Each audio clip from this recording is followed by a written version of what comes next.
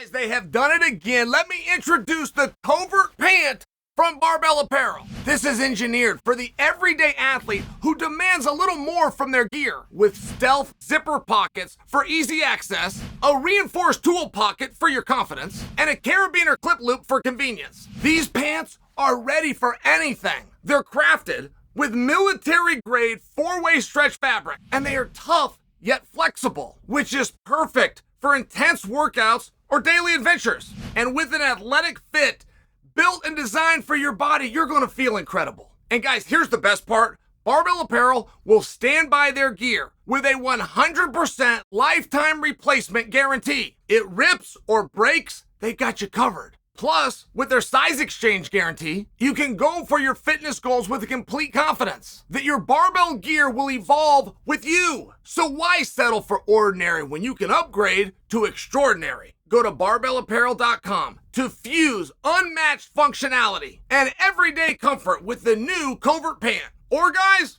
just click on the link below. If you had to guess, what would you say is next for Ian Garry? Like, what would you do with him? If you go look at where he's ranked, if you look at the guys in front of him, if you understand star potential and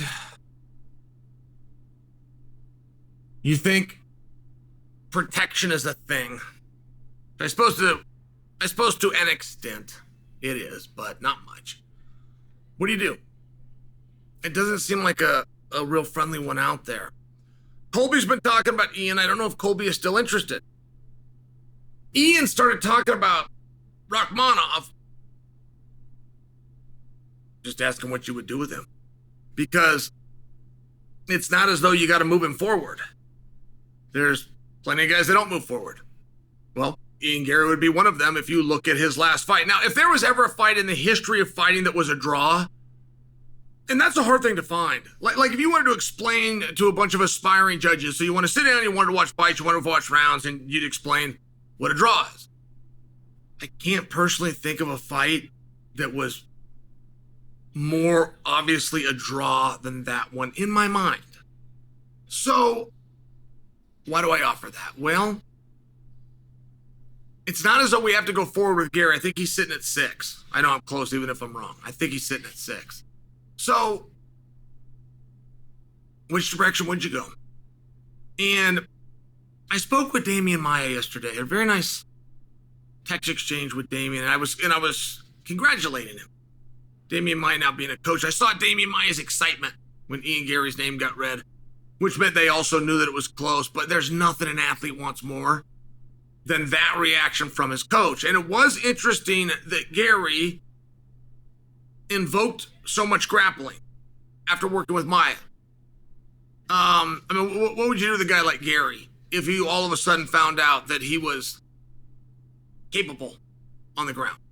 It's a very interesting thing. I mean, as much as I do believe that fight to have been a draw, it's not like I contest it or think that it's wrong. What I'm sharing with you is big deal that Garry, when he finds himself in a match that he's not as comfortable on his feet as he usually is, that he has another option to at least attempt. Like, just to juxtapose that within the evening, Jiri Prochazka did not have another offense to attempt. He stood with Pereira, but he didn't even try to get him to the ground. There was not a meaningful offense that he could even turn to. And now you see with Ian Garry, go, well, there is. It's not going to work with everybody. The right matchup, I understand those things, but he's in those kind of training rooms and he's growing and he's gaining and he's open to ideas and suggestiveness, which it appears that he is. Like, it's hard to see that there's a ceiling on Garry. He is not the best guy in the world right now. He hadn't been the best guy in the world in any one of the fights that he's had, but he's not fighting for the world title right now. And he's at that age where he is going to get better. He'll get better in this fight in certain areas than he has in other fights. So I'm just speaking to the growth. And it's interesting that I haven't seen anything out of him yet that makes me believe he can't be a world champion. And that also includes, and it's a big deal, that he won the final half of the final round. Even if he'd only won the final 30 seconds of it, it's a very big deal. Because condition is always an intangible that you can start to look to. I saw something with Garry. Oh, I wish I hadn't have seen it. Like, I like everything that he's got going, but then he was leaving the cage one time, and he wipes this boogers and blood. Oh, God. And then puts it on his tongue.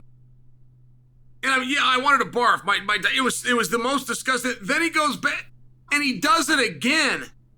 What if his blood was in his nose? It was. That's what I'm talking about. He picked it out of his nose. Was there yellowness? Oh, God. It was disgusting.